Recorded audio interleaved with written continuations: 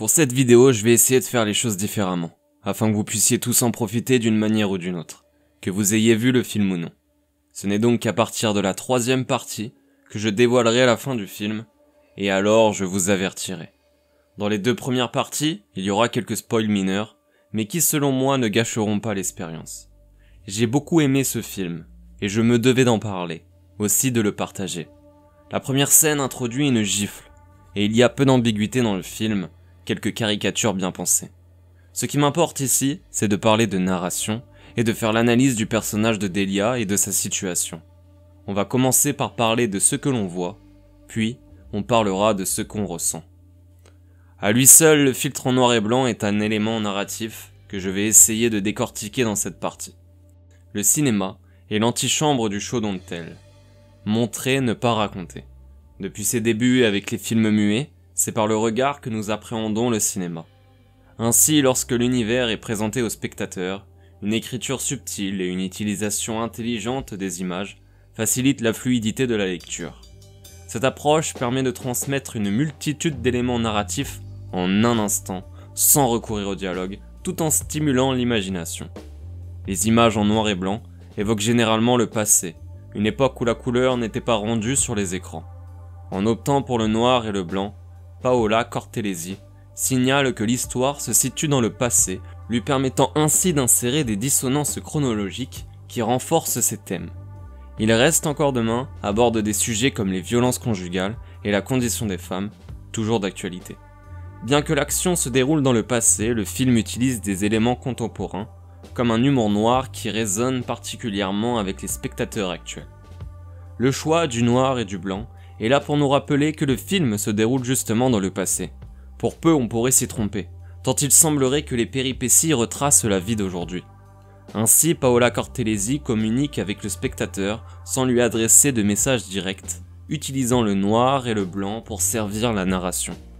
L'histoire est alors noyée dans le passé, une notion vague, avec une appréciation tout aussi vague de l'époque.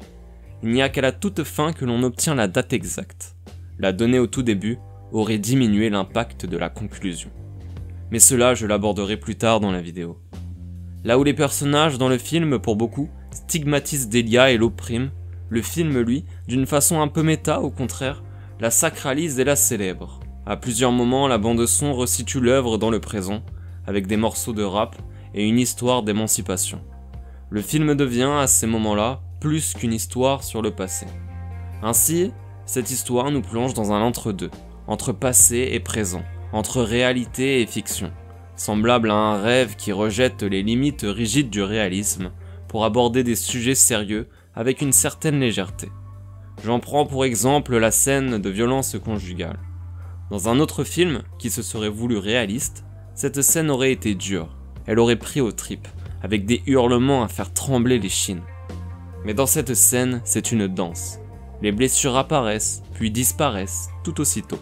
Pour faire passer son message, la réalisatrice se refuse au pathos.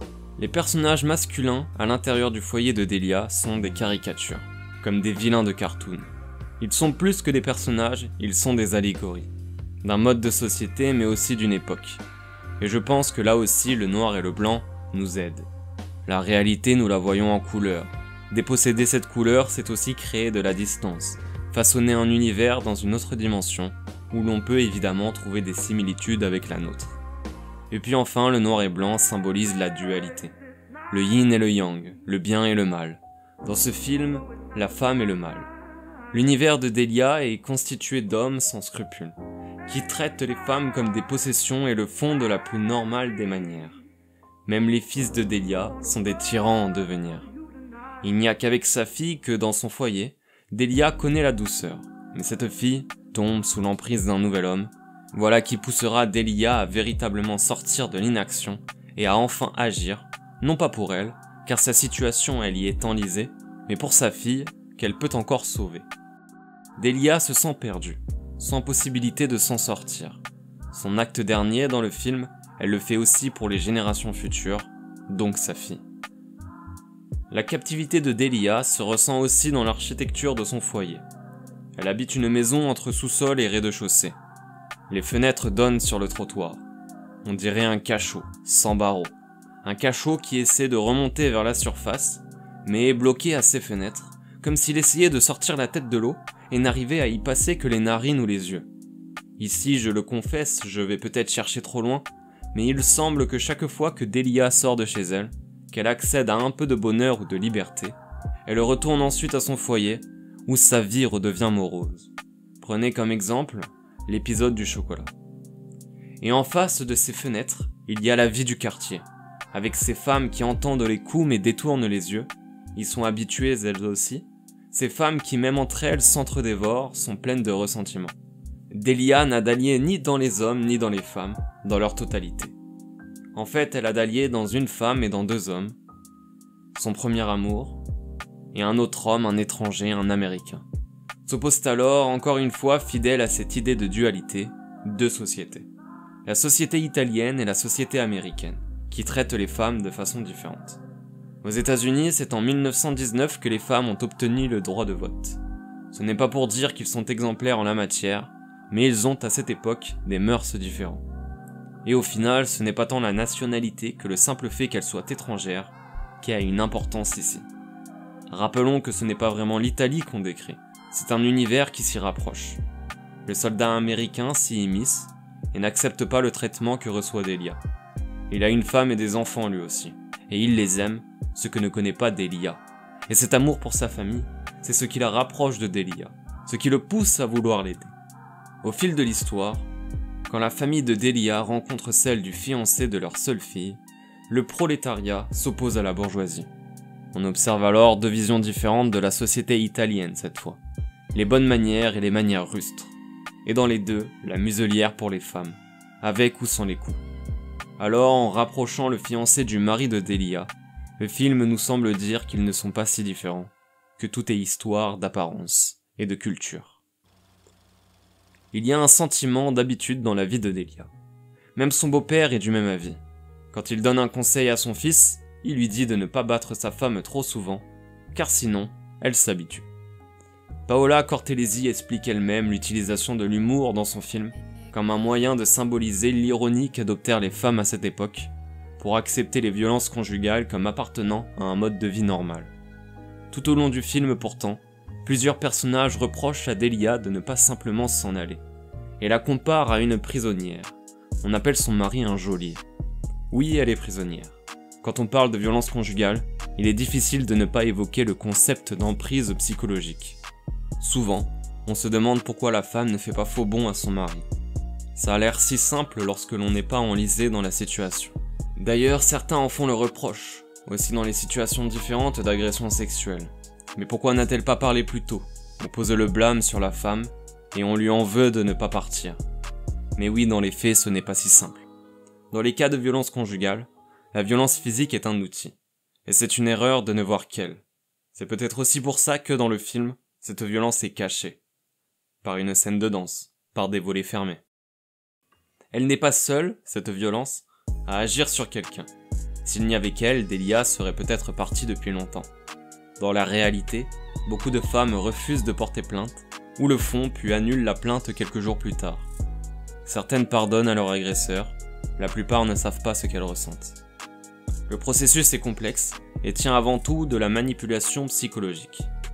Delia est sous l'emprise de son mari. Il est l'architecte de sa servitude. C'est pourquoi il ne faut pas voir la fin du film comme un échec, mais plutôt comme une première étape, où Delia reprend le contrôle de sa vie, peu à peu. C'est aussi ce qu'elle fait quand elle met de côté de l'argent pour sa fille, dans le dos de son mari. Se sortir d'une emprise prend du temps, surtout sans aide. J'ai trouvé, au sujet de cette emprise dans les violences conjugales, un article de vulgarisation que je vous mets en description. Dans un autre article, une psychologue clinicienne, Maria Barbier, définit l'emprise comme un système de domination psychologique mis en place par une personne sur une autre, le but étant de conditionner l'autre à répondre à ses attentes sans aucune considération pour son libre arbitre, ni pour son bien-être. La victime est au service psychique de la personne qui la contrôle. Son individualité, ses propres sensations, ses propres choix disparaissent devant celui qui impose son pouvoir. Elle ne pense et n'existe plus qu'à travers lui. L'agresseur est alors avant tout un tyran. Il agit sur sa femme comme un fasciste sur sa société. Ce qui est ironique, car à la fois Ivano le mari et Ottorino son père s'insurgent contre le fascisme qu'ils ont combattu. Tous les actes de Delia sont dictés par la volonté de son mari. Et tout ce qui d'un regard extérieur peut paraître absurde tient de sa réalité, de son quotidien. Les coups, la violence ne sont pour elle que de la monotonie. Elle accepte de se faire battre, elle le voit comme une simple conséquence. En la personne de Marcella, la fille de Delia, le film nous montre comment l'on tombe dans cette situation. Car Marcella n'a aucune idée de la véritable nature de son fiancé, comme Delia avant elle. Les deux situations sont exactement les mêmes. Le tortionnaire s'est introduit comme un sauveur, un aimant, et sa victime est tombée sous son charme, lui a accordé sa confiance. Et la spirale s'enclenche à toute vitesse, puis il est trop tard pour en sortir. Le mariage ici symbolise la cellule, avec la bague comme menotte. La violence psychologique, on la voit tout au long du film. Ivano justifie ses actes. Il dit qu'il est sous tension, parce qu'il a fait 3 guerres. Il endosse le rôle de la victime, il manipule Delia en lui imposant un sentiment de culpabilité. Quand elle essaie de faire plaisir, de bien faire, il repousse ses efforts, la poussant à toujours essayer de faire plus. Et il la rabaisse sans cesse par des remarques, l'affaiblit de cette manière pour l'avoir sous son contrôle. Mais au moment où on rencontre Delia dans le film, ces techniques ne marchent plus autant qu'auparavant. Et je pense que ce sont les reproches de Marcella qui la blessent plus que les coups d'Ivano et la poussent à sortir de cette emprise, à vouloir le faire, mais pas de la façon dont le spectateur pourrait le penser. Et bien voilà qui m'amène à la dernière partie de cette vidéo. Et oui les amis, c'est l'heure du spoil. Je vais très généreusement dévoiler la fin de ce film. Si vous ne l'avez pas encore vu, c'est le moment de faire pause et de revenir après votre visionnage. Car la principale force narrative de ce film pour moi réside dans sa fin, et sa façon de nous y mener et de déjouer nos attentes. Tout le long du film laisse présager la fuite de Delia. Elle a la raison, évidente, fuir son mari. Elle a le moyen, suivre son premier amour. Et quand à la fin elle récite le nom du film, il reste encore demain, on croit qu'elle pense à son premier amour, qui part dans la matinée. Elle laisse une lettre à sa fille, quelques mots sur un papier, avec de l'argent pour l'université. Va-t-elle retrouver son amant ? Va-t-elle enfin se sauver ? Eh bien non, pas vraiment. Elle se rend aux urnes, elle va voter. Pour la première fois de sa vie et pour la première fois en Italie, il est donné aux femmes de faire entendre leur voix. Dans le simple fait que cet acte existe, Dans le simple fait que cet acte existe, il permet de rendre un symbole, celui de l'émancipation féminine. Et dans le fait associé que Delia y participe, il symbolise la première étape pour sortir de l'emprise. Delia s'oppose à son mari, à son agresseur, et avec la foule, elle s'oppose à l'emprise de l'homme sur la vie et la liberté des femmes. C'est un petit acte, mais qui redonne espoir. Delia lit la fierté dans les yeux de sa fille. Elle chante, comme un oiseau sur sa branche. La portée de son acte est aidée par la construction de la narration. Elle a dû faire face à plusieurs obstacles, elle s'est battue, comme dans un film classique où le héros affronte le mal, que pour engager le spectateur il faut d'abord que l'on pense qu'il va échouer. Elle a bien failli, elle aussi, échouer, surtout à cause de la mort du beau-père, puis quand le mari découvre la lettre. Et les enjeux sont on ne peut plus évidents. Si elle échouait, c'est la mort qui l'attendait. Ce film n'a pas d'épilogue. Fidèle à ce dont je parlais plus tôt, il est extérieur à notre réalité. Delia qui va voter, c'est la seule conclusion possible. Son histoire s'arrête là. On ne la voit pas retourner chez elle, ce n'est pas important. Il n'y a pas d'après, seulement une victoire. Seul importe cet instant de félicité, d'affranchissement. Et cette histoire, si on n'a pas fait attention, sort de nulle part. Pourtant, les personnages ne cessent de parler des élections. Ils en discutent entre eux, ils donnent leur avis. Et il y a les graffitis aussi, les affiches que l'on colle. L'élection est omniprésente, mais on ne se concentre pas dessus. Elle est le principal symbole de l'émancipation féminine, une des premières victoires du féminisme. Sans possibilité de voter, les individus ne peuvent pas s'exprimer. Ils sont sous l'égide du reste de la société. Ce film est alors une leçon de perspective. Il n'y a aucune autre raison d'introduire le premier amour de Delia que de faire planer la possibilité d'une fuite. C'est une fuite qui dans l'esprit de Delia pourtant n'a jamais eu lieu. Elle, tout ce à quoi elle pensait, c'était ses élections, d'aller voter pour la première fois. Dans un dernier symbole, elle retire son rouge à lèvres et scelle son enveloppe, et à ce moment-là, le spectateur comprend qu'il a été dupé. Oui, ce film prouve à quel point il est simple de manipuler le spectateur, car l'auteur d'une histoire choisit les éléments à dévoiler, mais aussi ceux à dissimuler. Voilà pourquoi l'écriture est avant tout une histoire d'omission. Il faut pouvoir se mettre dans l'esprit du spectateur et deviner ce qu'il pensera avec cet élément-là, avec cet élément-ci. Il faut l'avoir sous son emprise et le libérer au dernier moment, dans la conclusion, pour qu'elle ait le plus d'impact. En réalisant le montage de la vidéo, je me suis rendu compte que je vous sers une vision manichéenne du film, ce qu'il n'est pas en réalité. Les personnages masculins ne sont pas tous des goujats ou des machos, il y en a qui se distinguent par leur gentillesse ou leur sensibilité.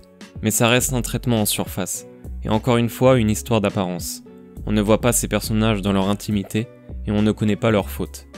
Et parmi ces hommes, il y a le mari de Marissa. Mais je pense que son personnage sert à autre chose que simplement montrer qu'il existe des hommes bons. Il est surtout un complément au personnage de Marissa, et c'est leur couple que Paola nous invite à commenter. Il sert à montrer une réponse au couple de Delia.